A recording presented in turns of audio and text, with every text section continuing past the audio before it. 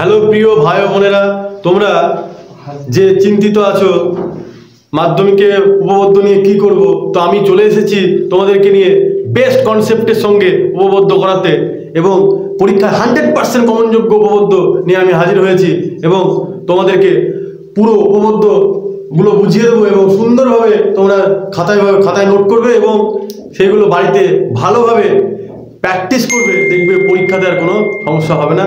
আমি আছি, তোমাদের ভাই দাদা যা মনে করবে বিক্রম, তোমাদের টেনশন নেই। তো তোমাদের করাচ্ছি আজকে বৃত্তের কেন্দ্র থেকে অঙ্কিত কোনো সরলরেখা যদি ব্যাস ভিন্ন অন্য কোনো জ্যাকে সমদ্বিখণ্ডিত করে তবে তা ওই জ্যায়ের উপর লম্ব হবে। খুবই ইম্পর্টেন্ট উপপাদ্য এবং তোমরা ভালোভাবে প্র্যাকটিস করবে। এই চারটা থেকে দুটো উপপাদ্য করাবো, ওর মধ্যেই পরীক্ষায় আসবেই। এবং তোমাদেরকে তোমরা মন দিয়ে শোনো, বৃত্তের কেন্দ্র কাকে বলবো। এই যে আমি একটা বৃত্ত এঁকেছি, এই বৃত্তের কেন্দ্র কি, এখানে নাম দিয়েছি বৃত্তের কেন্দ্র হচ্ছে কি ও। এবারে ব্যাস কাকে বলবো, যে বৃত্তের কেন্দ্র থেকে অঙ্কিত কোনো সরলরেখা যদি ব্যাস ভিন্ন বলেছে তাহলে আমরা আগে জানতে হবে যে ব্যাসটা কি জিনিস। তো বৃত্তের কেন্দ্র দিয়ে ধরো আমি একটা বৃত্ত আঁকছি এখানে, ঠিক আছে। তো বৃত্তের এই যে একটা কেন্দ্র, এই বৃত্তের কেন্দ্র দিয়ে যতগুলো লাইন পাস করবে সেই ততগুলো লাইনকে আমি কি বলবো, বৃত্তের ব্যাস, ঠিক আছে। এবং এই বৃত্তের কেন্দ্র দিয়ে অসংখ্য ইনফাইনাইট সংখ্যক লাইন পাস করতে পারে। তো আমরা একটা বৃত্তের কি অসংখ্য ব্যাস পাবো। এবং বৃত্তের বাইরে ধরো বৃত্তের কেন্দ্রের বাইরে এরকম জায়গা দিয়ে কোনো লাইন যাচ্ছে, এরকম জায়গা দিয়ে লাইন যাচ্ছে, সেইগুলো কি, সেগুলো হচ্ছে বৃত্তের জ্যা। ইংরেজিতে কি বলবো, কর্ড। আর ব্যাসকে কি বলবো, ডায়ামিটার। আর ব্যাসের যে ব্যাসের অর্ধেককে কি বলবো, ব্যাসার্ধ। তো ইংরেজিতে কি বলবো, রেডিয়াস। এবারে তোমাদের কি এখানে উপপাদ্যে কি বলেছে, যে বৃত্তের কেন্দ্র থেকে অঙ্কিত কোনো সরলরেখা। তো বৃত্তের কেন্দ্র থেকে আমি একটা সরলরেখা এঁকেছি, সেটা কি ও আর সরলরেখা। এই সরলরেখাটি কি বৃত্তের ব্যাস ভিন্ন একটা জ্যা, সেটা কি পিকিউ। সেই পিকিউ জ্যাকে কি করছে, জ্যাকে যদি সমদ্বিখণ্ডিত করে তাহলে পিকিউ জ্যাকে আমার সমদ্বিখণ্ডিত করছে কে, ও আর সরলরেখাটি। ও আর সরলরেখাটি পিকিউ জ্যাকে পি আর এবং আর কিউ এই দুই ভাগে সমান ভাগে বিভক্ত করেছে। তো আমাদের মেন টার্গেট কি, এই যে ওপি সরলরেখাটি, এই ও আর সরলরেখাটি পিকিউ সরলরেখার উপর আমাকে লম্ব বহন করতে হবে। তো প্রথমে আমি কি করব, এখানে আমি একটা অঙ্কন টানতে হবে আমাকে। প্রথমে আমি তোমাদেরকে বলি, তোমরা খাতা পেন নিয়ে রেডি হয়ে যাও এবং হেডিং দিয়ে লিখে ফেলো যে উপপাদ্যটি কি আছে, লিখে ফেলো এবং ছবিটা সুন্দরভাবে ভালোভাবে রুল পেন্সিলে আঁকবে এবং সুন্দরভাবে নাম দিবে, আমি যেরকম নাম দিয়েছি। এবারে তোমরা লিখতে আরম্ভ করো, ভিডিওটি পজ করো, করে এগুলো লিখে নাও, দিয়ে তারপরে আমি যেটা বলছি সেভাবে লিখতে আরম্ভ করো এবং মন দিয়ে আমার কথাগুলো শোনো। তো তোমাদের নিশ্চয়ই লেখা হয়ে গেছে, উপপাদ্যের কোশ্চেন টুকা হয়ে গেছে। এবার দেখো কিভাবে উপপাদ্যটি লিখবো বা করবো। তো আমি কি এঁকেছি, এখানে একটা বৃত্ত এঁকেছি। তাহলে দেখো ভাই, তোমরা মন দিয়ে দেখো, ও কেন্দ্রীয় বৃত্তের পি কিউ জ্যা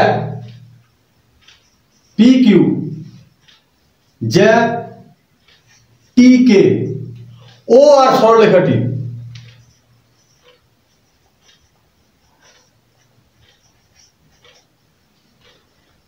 আর বিন্দুতে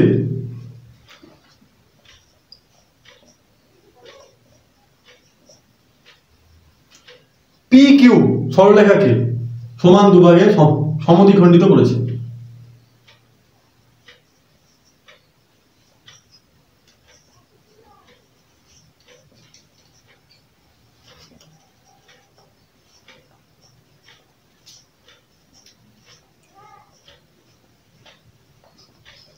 এবারে প্রদত্ত হয়ে গেল, প্রদত্ত কি লিখলাম, ও কেন্দ্রীয় বৃত্তের পি কিউ জ্যাটিকে ও আর সরলরেখাটি।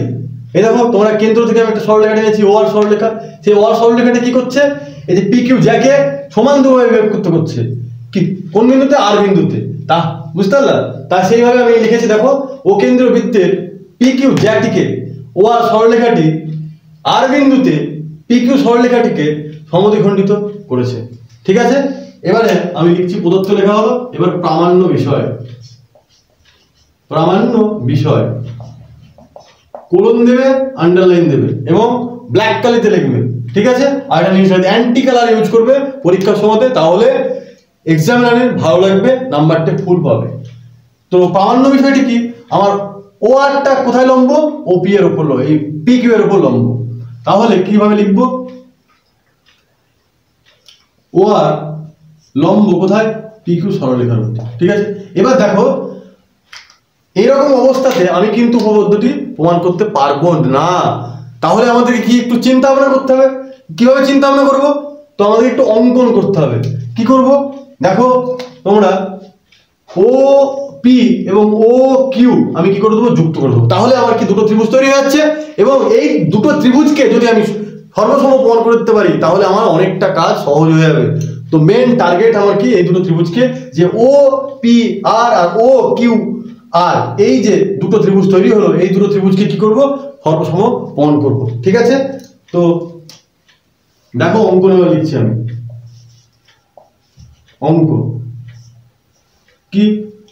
ও পি কমা পি, ও কমা পি এবং ও কমা কিউ যুক্ত করা হলো। ঠিক আছে, এবার প্রমাণ।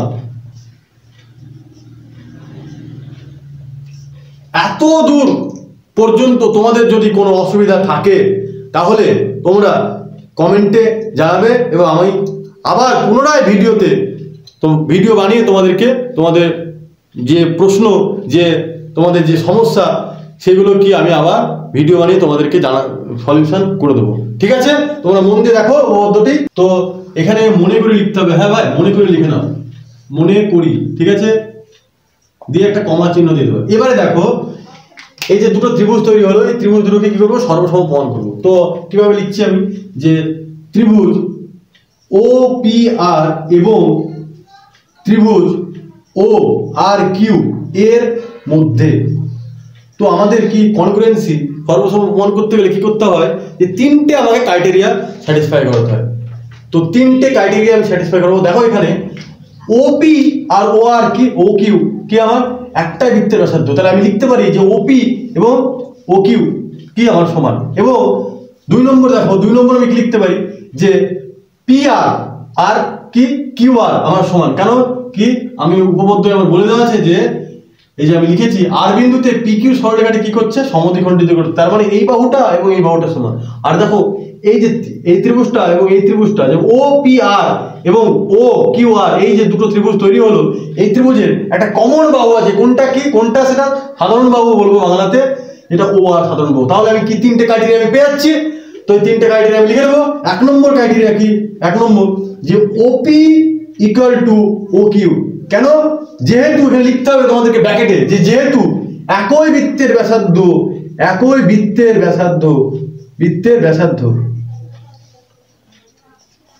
বৃত্তের ব্যাসার্ধ, তুমি যতগুলো বৃত্তর ব্যাসার্ধ টানো না কেন, একটা ওই যে একটা বৃত্তের, তো ব্যাসার্ধগুলো কি হবে আমার ভাই? সমান হবে। ঠিক আছে, তো সেই জন্য আমি লিখছি কি? ওপি ইকুয়াল টু ও কিউ। বোঝা গেল? এবারে দেখো 2 নম্বর কন্ডিশন কি? 2 নম্বর কন্ডিশন পি আর এবং আর আর কিউ আমার সমান। ঠিক আছে, পি আর এবং কিউ আর বা আর কিউ যা ইচ্ছা তোমরা লিখতে পারো, তাতে কোনো অসুবিধা নেই, সমান। কারণ আমার প্রদত্তে বলে দেওয়া আছে। ঠিক আছে, যে আর বিন্দুতে কি করছে? পি কিউ সরলরেখাটি আমার সমদ্বিখণ্ডিত করছে। বুঝতে পারলা? তো এখানে লিখতে হবে যে প্রদত্ত, প্রদত্ত বলে লিখে দেবো, তাহলে হয়ে যাবে। ঠিক আছে, 3 নম্বর কি আমার? 3 নম্বর হচ্ছে ও আর হচ্ছে সাধারণ বাহু। ও আর সাধারণ বাহু, সাধারণ বাহু।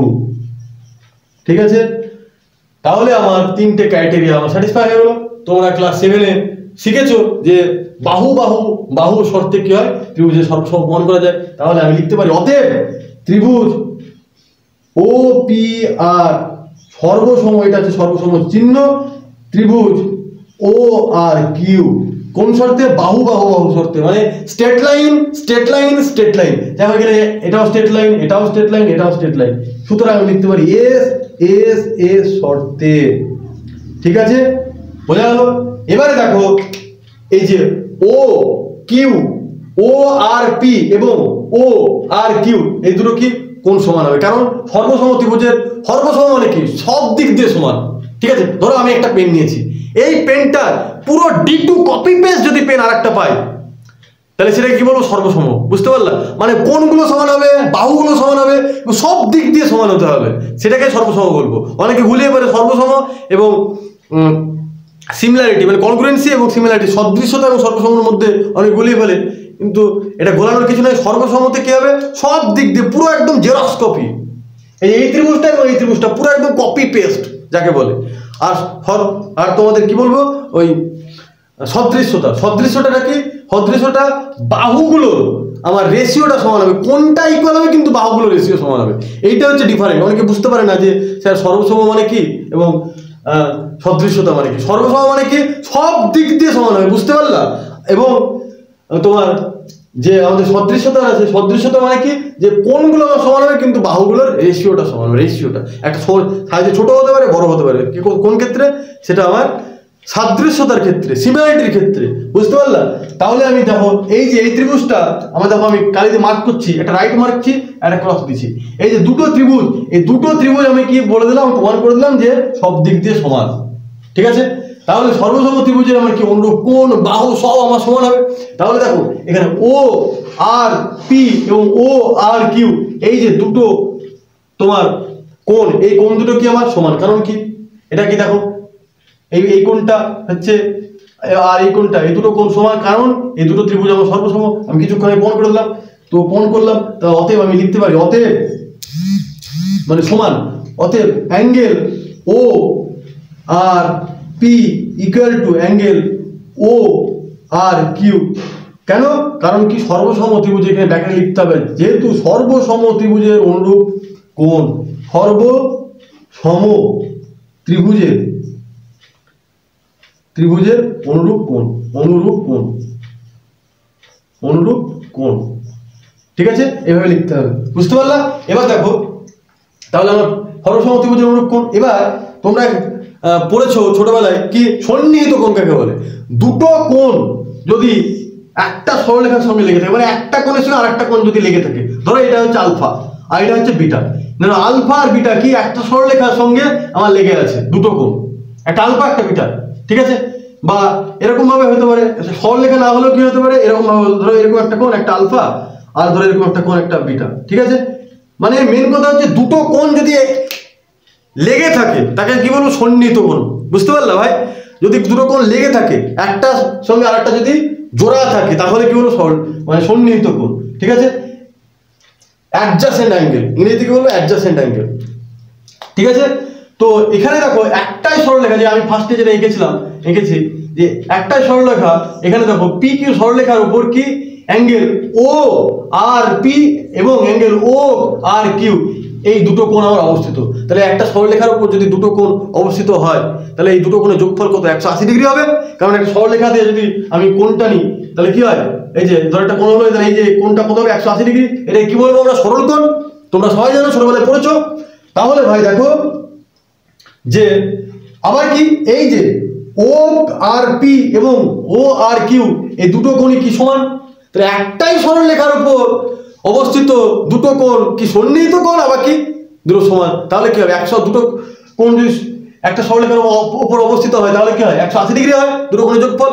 এবং কি হচ্ছে আমার, দুটো কোণ দুটো সমান, তাহলে কোণ দুটো সমান আবার কি 180 ডিগ্রি দুটো কোণের যোগফল, তাহলে কি আমি 90-90 বলতে পারি।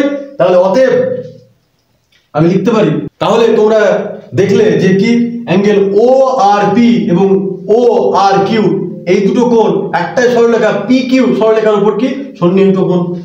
তাহলে আমি অতএব লিখতে পারি অ্যাঙ্গেল ও আর পি এবং অ্যাঙ্গেল ও আর কিউ একই সরলরেখা পি কিউ এর উপর দুটি সন্নিহিত কোণ।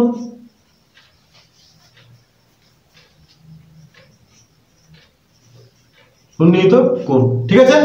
তো সন্নিহিত কোণ আবার কি, এই দুটো কোণ সমান, আমি আগে বলে দিয়েছি। তো অতএব আমি বলতে পারি, তাহলে কি হবে, 90-90 হবে, বুঝতে পারলা। তো অতএব কি লিখবো আমি, angle O R P equal to angle O R Q equal to এক সমকোণ। এক সমকোণ মানে তোমরা সবাই জানো 90 ডিগ্রি। তাহলে আমার কি, এই দুটো কোণ 90 ডিগ্রি। তো তাহলে কোন একটা সরলরেখার উপর দুটো কোণ, এটাও 90 ডিগ্রি এটাও 90 ডিগ্রি, তাহলে কি আমি বলতে পারি, এই যে সরলরেখাটি, এই সরলরেখাটির উপর কি লম্বভাবে অবস্থিত, বুঝতে পারলে ভাই? তাহলে ও আর এই যে সরলরেখাটি পি কিউ এর উপর কি লম্ব হয় বস্তু কেন হলো? কারণ হচ্ছে ও আর পি এবং ও আর কিউ এই দুটো কোণের মানে কি 90 ডিগ্রি। বুঝতে পারলাম? তো অতএব আমি বলতে পারি যে ও আর লম্ব পি কিউ প্রমাণিত। তো তোমরা নিশ্চয়ই বুঝতে পেরে গেছো এবং আজকে আমি এই উপপাদ্যটি করালাম, তোমরা ভালো করে বাড়িতে গিয়ে প্র্যাকটিস করবে এবং তোমাদের যেসব বন্ধুগুলো আছে যারা অঙ্কে খুব দুর্বল, তোমাদের যে একটা টেনশন ভয় সামনে মাধ্যমিক কিভাবে পরীক্ষায় পাস করব, তোমাদের টেনশন নাই, আমি আছি। এই উপপাদ্যটি ভালোভাবে প্র্যাকটিস করবে এবং তোমরা শেয়ার করবে, বেশি সংখ্যক বন্ধুদের সঙ্গে শেয়ার করবে যাতে সবারই ভালো হয়, সবারই মঙ্গল হয়। আমরা চাই যাতে সবাই ভালো নাম্বার পায় পরীক্ষাতে এবং আমরা সবাই বন্ধু। তো আমি 100% গ্যারান্টি দিচ্ছি এই উপপাদ্যটি আসবে পরীক্ষায়। এবং তোমাদের যদি ভালো লেগে থাকে তাহলে তোমরা ছোট্ট করে একটি কাজ করবে, সেটা চ্যানেলটিকে সাবস্ক্রাইব এবং একটা লাইক ভাই আমার চাই। ঠিক আছে, তোমরা আমাকে সাপোর্ট করো, তাহলে আমি খুব খুশি হব, আরো আনন্দিত পাবো এবং এই ধরনের ভিডিও আরো বানাতে উৎসাহিত হব।